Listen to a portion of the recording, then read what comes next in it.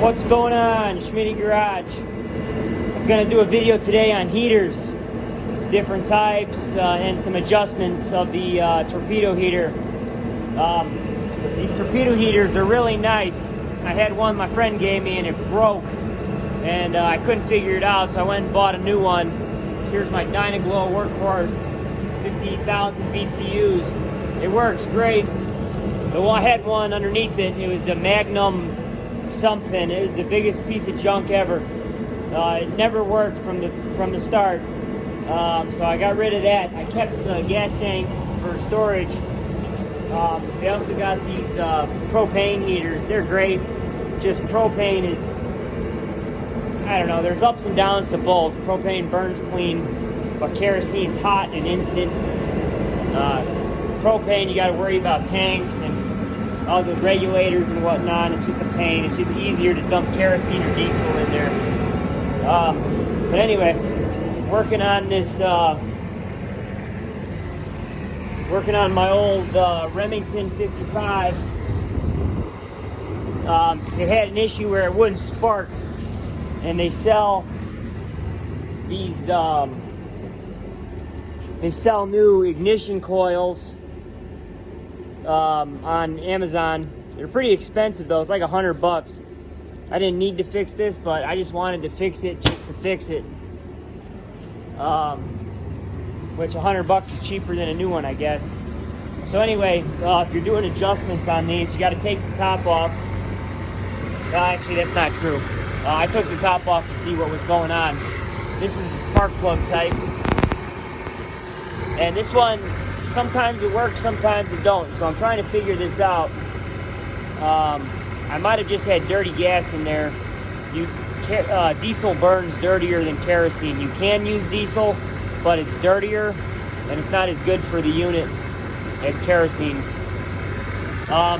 If you want to make an adjustment on these, they're not burning right, you can always change the spark plug in there. They got a photo eye that sense if flame goes out. They also had these nice little air pressure gauges with fittings. I'm not sure on the size. I used spare fittings I've had from other various projects and just bought this pressure gauge on Amazon for like $15. So you want to put the pressure gauge in the left screw.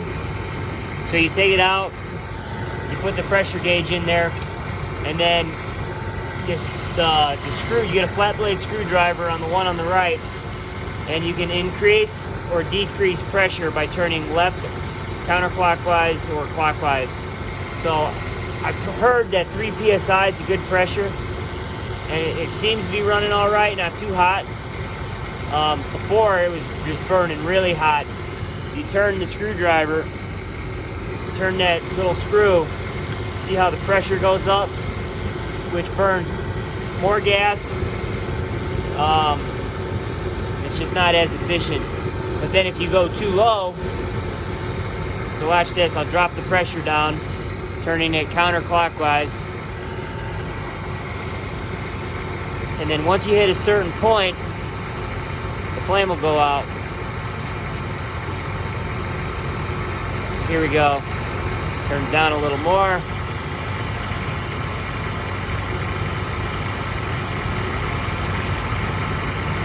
So now it's starting to smoke. It's not getting all the fuel. Oh, there it goes. So I'm going to turn this back up. About 3 psi.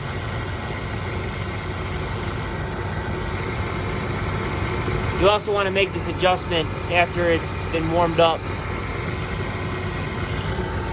according to the experts.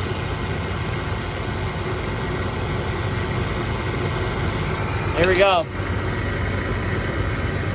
So let's just try to unplug it and see if it fires back up. So it's off. Got no pressure.